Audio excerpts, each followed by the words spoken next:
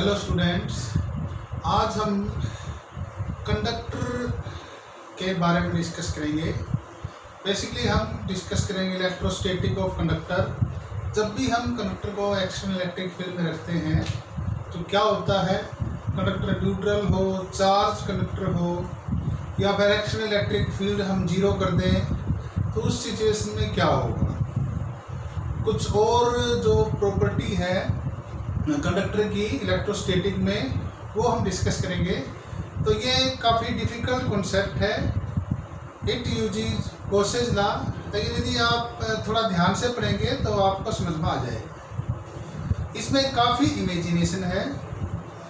First हम discuss करेंगे जब हम कंडक्टर को वेरियस सिचुएशन में चार्ज्ड हो, अनचार्ज्ड हो, इलेक्ट्रिक फील्ड जीरो हो तो क्या होगा, और इलेक्ट्रिक फील्ड जो एक्सटर्नल इलेक्ट्रिक फील्ड है यदि वो जीरो नहीं हो तो क्या सिचुएशन होगी। तो इसके लिए हमने 4 केस बनाए हैं। पहले 2 केस में हमने कंडक्टर को उस सिचुएशन में रखा है जब एक्सटर्नल इलेक्ट्रिक फील्ड जीरो हो, और दूसरा केस जब एक्सटर्नल इलेक्ट्रिक फील्ड जीरो नहीं हो। एक्सटर्नल इलेक्ट्रिक फील्ड जब जीरो है तो फिर फर्दर 2 केस लिए हैं। पहले केस में जब कंडक्टर न्यूट्रल हो और दूसरे केस में जब कंडक्टर पे चार्ज हो। ऐसे ही यहाँ पे भी 2 केस, पहला केस जब कंडक्टर न्यूट्रल हो और दूसरा केस जब कंडक्टर पे चार्ज हो। हम ये जानते हैं कि जो कंडक्टर है या बेसिकली जो मेटल्स हैं उन्हीं को हम कंडक्टर कहते हैं। इनके अंदर बहुत ज़्यादा अमाउंट में फ्री इलेक्ट्रॉन्स होते हैं। फ्री इलेक्ट्रॉन उस केस में होते हैं जब कंडक्टर सॉलिड हो।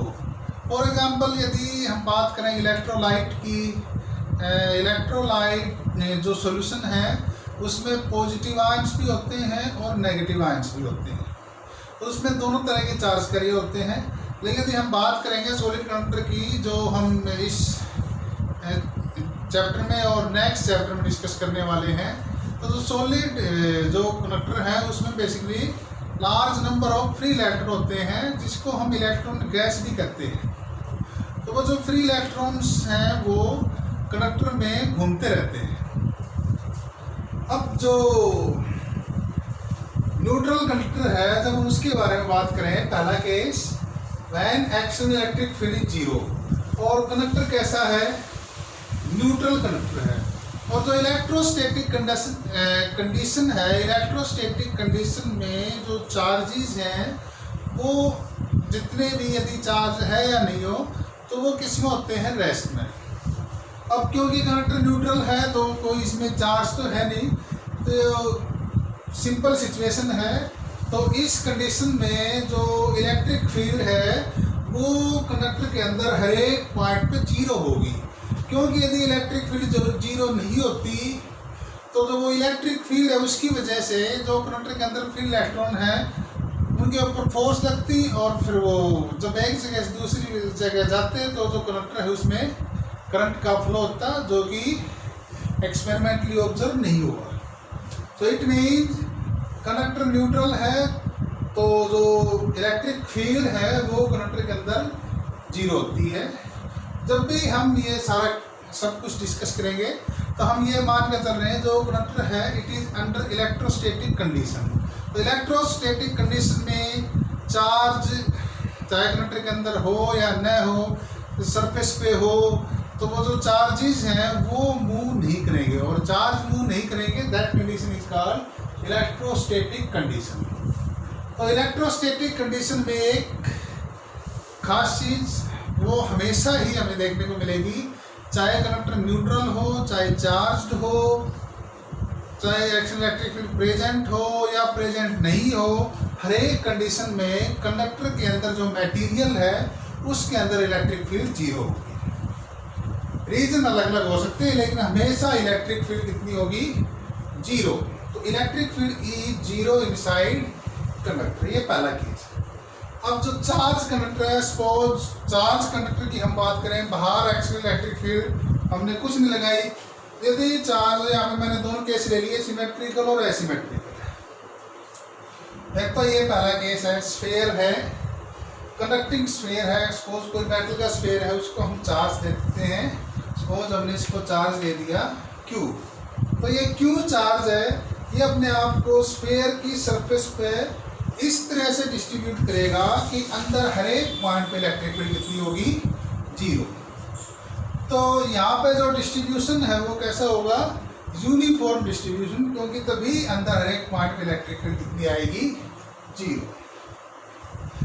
यदि दूसरा केस लें, मान लो एसिमेट्रिकल केस है, किसी और इरेगुलर शेप का कंडक्टर है, तो उस केस में जो चार्ज है वो नॉन यूनिफॉर्म डिस्ट्रीब्यूट होगा, लेकिन डिस्ट्रीब्यूशन इस तरीके से होगा कि अंदर जितने भी पॉइंट है हर एक पॉइंट पे इलेक्ट्रिक फील्ड 0 होगी। अब बात करते हैं दूसरे केस की, जब एक्चुअल इलेक्ट्रिक फील्ड 0 नहीं हो तो उस केस में क्या होगा। पहले लेते हैं न्यूट्रल कंडक्टर। न्यूट्रल कंडक्टर को जब हम रखेंगे एक्चुअल इलेक्ट्रिक फील्ड में, तो बेसिकली क्या होगा, यहाँ पर फ्री इलेक्ट्रॉन्स हैं, वो जो फ्री इलेक्ट्रॉन्स हैं उस को जब हम रखेंगे तो इलेक्ट्रिक फील्ड की वजह से उन पर फोर्स लगेगी, और जो फ्री इलेक्ट्रॉन है उस पर फोर्स लगती है। हमने देखा था इलेक्ट्रिक फील्ड पॉजिटिव चार्ज पर उसी डायरेक्शन में फोर्स लगाती है जिस डायरेक्शन में इलेक्ट्रिक फील्ड है, और नेगेटिव चार्ज पर अपोजिट डायरेक्शन में फोर्स लगती है। तो जो नेगेटिव चार्ज इलेक्ट्रॉन्स थे, इसमें जो फ्री इलेक्ट्रॉन्स थे उन पर फोर्स लगेगी इलेक्ट्रिक फील्ड की वजह से। जो एक्सटर्नल इलेक्ट्रिक फील्ड है वो इलेक्ट्रिक फील्ड इन चार्जेस को अपने अपोजिट डायरेक्शन में लेके जाएगी, तो इधर नेगेटिव चार्ज इकट्ठे होते जाएंगे, और इधर क्योंकि नेगेटिव चार्ज, कंडक्टर तो न्यूट्रल था, तो नेगेटिव चार्ज इधर आया तो इधर कैसा चार्ज आ जाएगा, पॉजिटिव चार्ज। तो इनको हम कहते हैं इंड्यूस चार्ज। जो इलेक्ट्रिक फील्ड की वजह से जो चार्ज इंड्यूस हुए हैं, जितना पॉजिटिव चार्ज आएगा उतना इधर नेगेटिव चार्ज आएगा। अब ये जो अंदर ये जो चार्ज इंड्यूस हुए हैं इस मेटल के सरफेस पे, तो इन चार्जेस की वजह से मेटल के अंदर एक और इलेक्ट्रिक फील्ड आ जाएगी जिसको हम कहेंगे इंड्यूस इलेक्ट्रिक फील्ड। अब जो मेटल है इसके अंदर जो नेट इलेक्ट्रिक फील्ड ई है वो 2 इलेक्ट्रिक फील्ड का रिजल्टेंट होगी, क्योंकि एक तो जो इलेक्ट्रिक फील्ड एक्शन लगाई थी हमने वो भी यहाँ पे प्रेजेंट है, और एक जो ये चार्ज इंड्यूस हुए उसकी वजह से जो इलेक्ट्रिक फील्ड आई है जिसका हमने लिखा है EI, वो भी।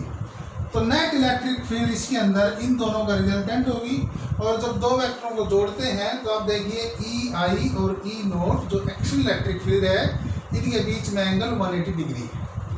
तो जो रिजल्टेंट इलेक्ट्रिक फील्ड होगी वो होगी E0 माइनस EI, लेकिन ये प्रोसेस चलती रहेगी क्योंकि जो एक्शन इलेक्ट्रिक फील्ड है वो चार्जेस को इधर लेके जाती रहेगी, और जो इंड्यूस इलेक्ट्रिक फील्ड है वो चार्जेस को इधर आने से रोकेगी।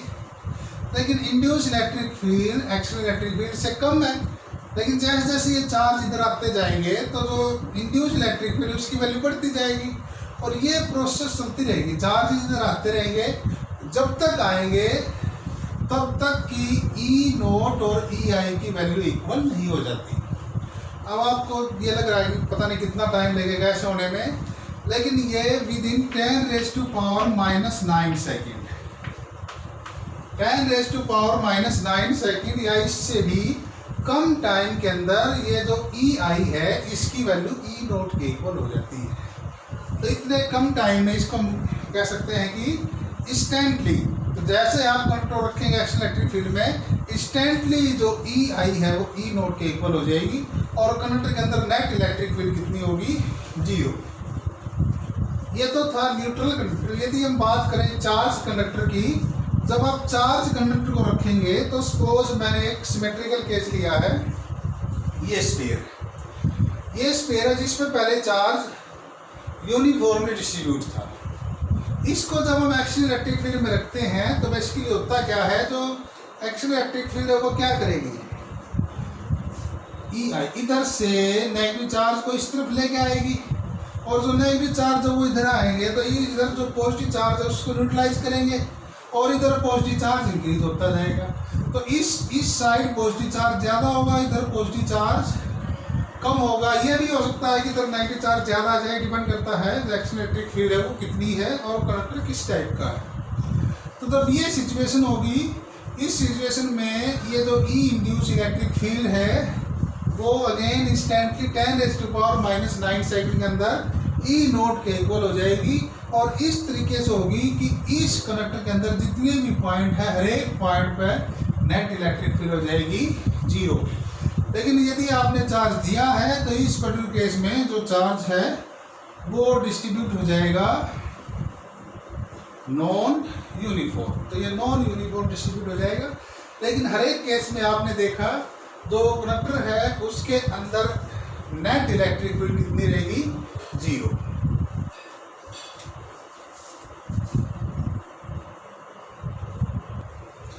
Second property is at the surface of charged conductor electric field must be normal to the surface at every point। यानी कि जो कंडक्टर की सरफेस है उसके आसपास किसी पॉइंट पर जब हम देखेंगे तो उस पॉइंट पर जो इलेक्ट्रिक फील्ड है वो सरफेस के नॉर्मल होगी यानी परपेंडिकुलर होगी।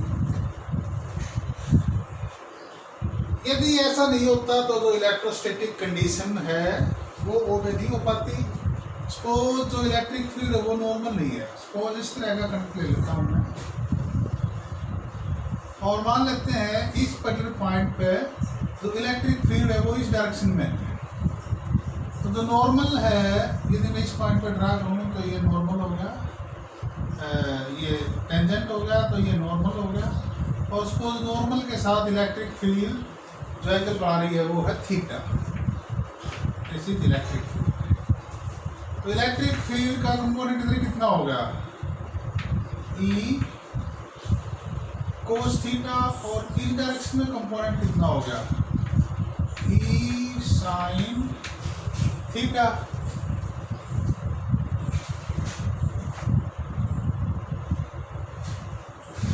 इनफैक्ट जो टेंजेंशियल कंपोनेंट है यदि हम उसके साथ एंगल थीटा लें तो जो रिजल्ट है वो थोड़ा और ढंग से समझ में आएगा।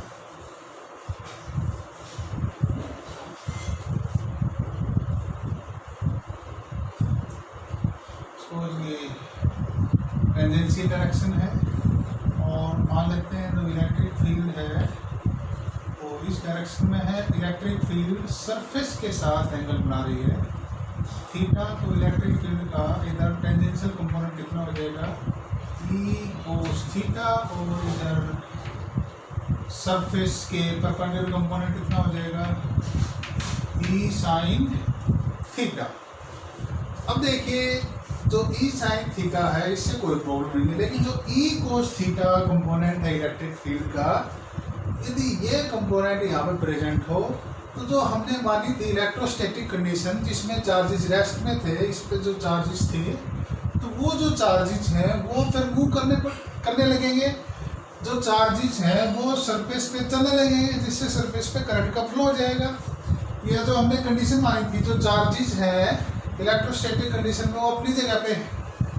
तो ई कोस थीटा जो इलेक्ट्रिक फील्ड का कंपोनेंट यदि इलेक्ट्रिक फील्ड सरफेस के नॉर्मल नहीं होती तो जो ई कोस थीटा है वो चार्ज पार्टिकल पे फोर्स लगाता जिससे चार्ज पार्टिकल चल पड़ते।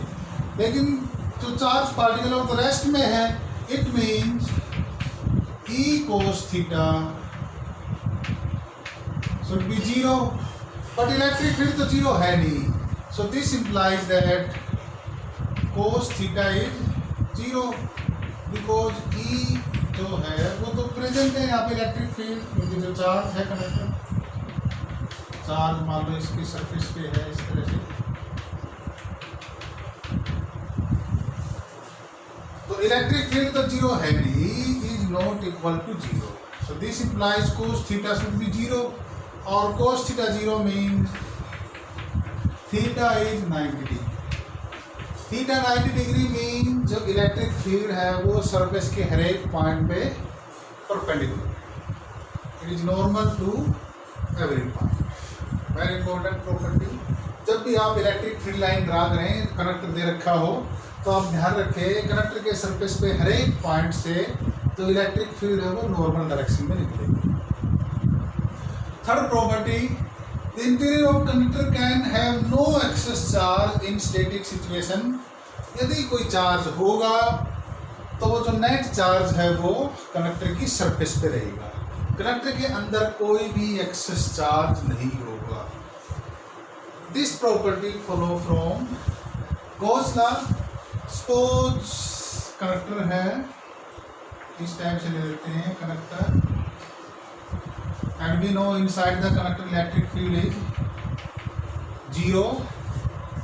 तो हम क्या करते हैं, सपोज कनेक्टर के अंदर एक गॉसन सरफेस ले लेते हैं, और वो जो गॉसन सरफेस है इससे फ्लक्स कैलकुलेट करते हैं। तो जब हम फ्लक्स कैलकुलेट करेंगे फाई ई वो किसके इक्वल होगा, E D A cos theta. Area vector ले लिया कोई, ई और डी ए में एंगल है। तो सपोज मान लेते हैं जो कोस थीटा जो इलेक्ट्रिक फील्ड और जो एरिया वेक्टर, क्योंकि एरिया वेक्टर डी ए 0 नहीं है और जो कोस थीटा है वो 0 नहीं, बट जो इलेक्ट्रिक फील्ड है, इलेक्ट्रिक फील्ड ई जो है वो इस गॉसन सरफेस के अंदर हर एक पॉइंट पे 0 है। This is our Gaussian surface. तो ये कनेक्टर के अंदर जो मैंने सरफेस ली है, this is my Gaussian surface, और गॉसियन सरफेस पूरी की पूरी कनेक्टर के अंदर है। कनेक्टर के अंदर है तो according to Gauss law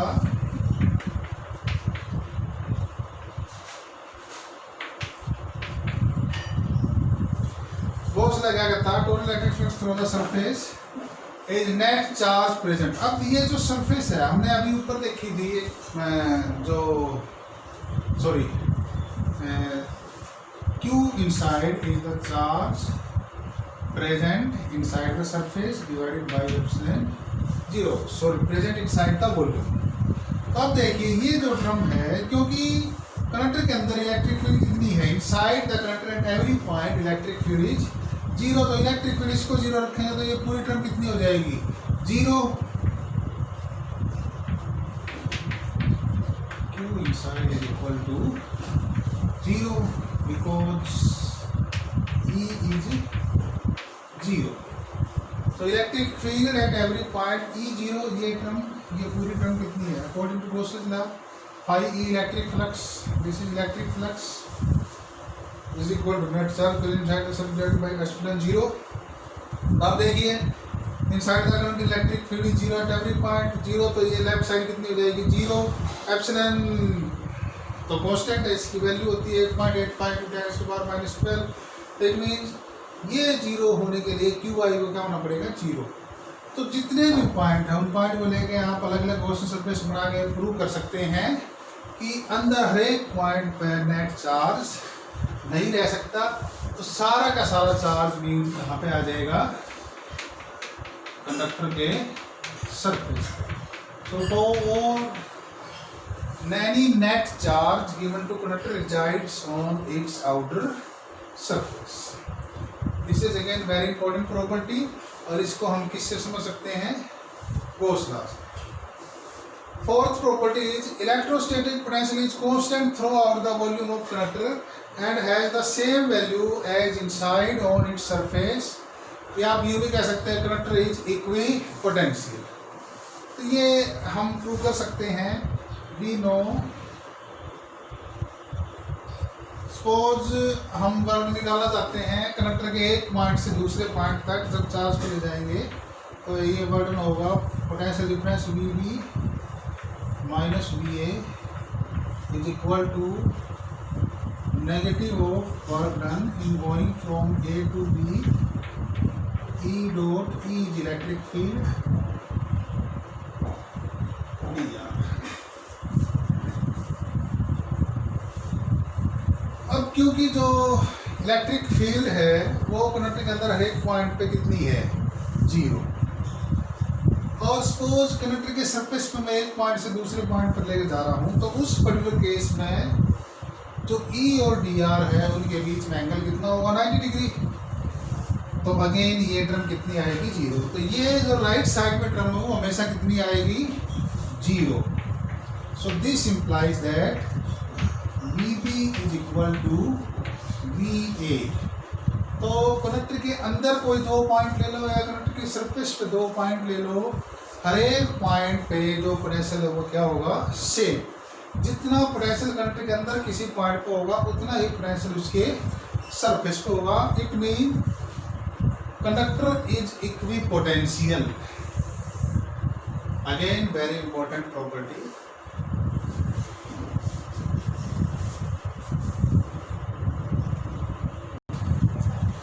Let us calculate electric field at the surface of a charged conductor, and it comes out to be E is equal to sigma by epsilon naught n cap. N cap is unit vector normal to the surface at that point.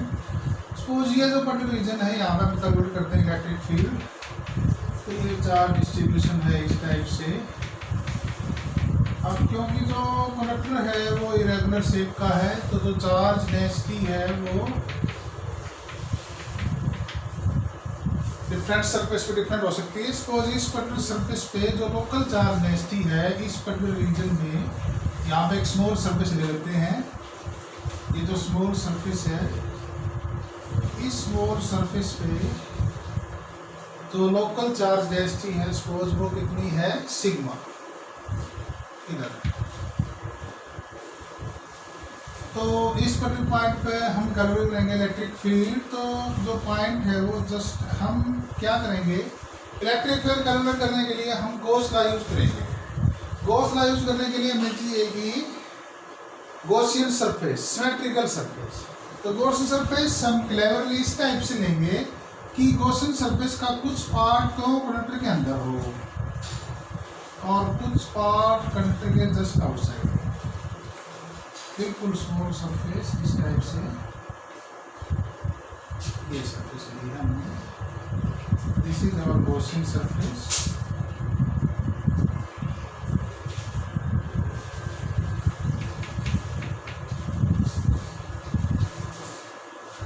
ये अपनी Gaussian surface है।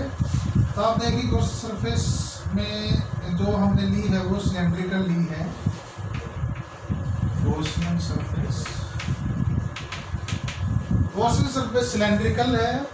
तो आप देखिए जो cut surface है, क्योंकि जो इलेक्ट्रिक फील्ड है, ये जो पॉइंट है जिस पर हम इलेक्ट्रिक फील्ड कैलकुलेट कर रहे हैं P, it is just outside the surface, मतलब सरफेस के बिल्कुल नजदीक है। ये जो कनेक्टिंग सरफेस है, जो हमने गॉस सरफेस, उसकी जो कट सरफेस है, आप देखिए कट सरफेस के हर एक पॉइंट पर एरिया वेक्टर इस तरफ होगा, इलेक्ट्रिक फील्ड इस तरफ होगी। तो कट सरफेस की वजह से फ्लक्स कितना होगा, 0। और अंदर इस पॉइंट पर जब हम देखेंगे तो यहाँ पे इलेक्ट्रिक फील्ड कितनी है, 0। इस पर्टिकुलर पॉइंट पे जो बाहर है P पॉइंट, जहाँ हमें इलेक्ट्रिक फील्ड कैलकुलेट करनी है, तो मान लेते हैं यहाँ इलेक्ट्रिक फील्ड कितनी है, E। तो ये जो रीजन ये हमने इतना स्मॉल लिया है, ये हर एक पर्टिकुलर रीजन पॉइंट में हम कह सकते हैं जो इलेक्ट्रिक फील्ड है वो कांस्टेंट इस एरिया। और ये जो एरिया है ये हमने स्मॉल एरिया लिया है, मान लें इसका नाम दे देता हूँ मैं delta A. Delta A is small A. तो जो एरिया वेक्टर है वो इस पर्टिकुलर पॉइंट पे इस तरफ होगा। और ये जो एन कैप है ये कंडक्टर के नॉर्मल सरफेस पे, तो ये उसी डायरेक्शन में होगी जिस डायरेक्शन में एरिया वेक्टर है। तो आप ये कह सकते हैं एन। तो आप एरिया वेक्टर को लिख सकते हैं delta A is equal to delta A into n cap. So let us calculate flux and use Gauss's law.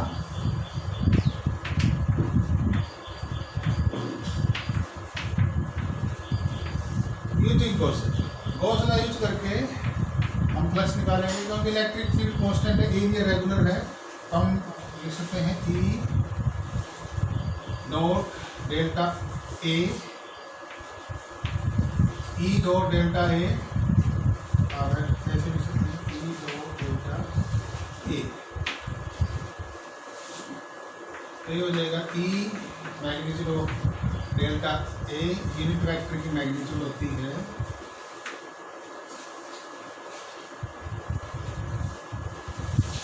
E delta A. N cap भी यूज कर सकते हैं आप, ऐसी कोई दिक्कत नहीं है। E delta A N cap. तो एन कैप की मैग्नीट्यूड कितनी है, आप delta A N cap. E और N सेम डायरेक्शन में है और N की मैग्नीट्यूड कितनी है, 1। So you can write E delta A. तो डेल्टा ए ये स्मॉल एरिया है, ये पूरी एक टर्म है। तो ये लेफ्ट हैंड साइड आ गई। ई और डेल्टा ए में आप देखिए एंगल कितना है 0 और कोस 0 कितना है 1। तो ई डेल्टा ए आप थोड़ा और स्टेप बढ़ाना चाहें तो कोस 0 ए 1, सो ई डेल्टा ए।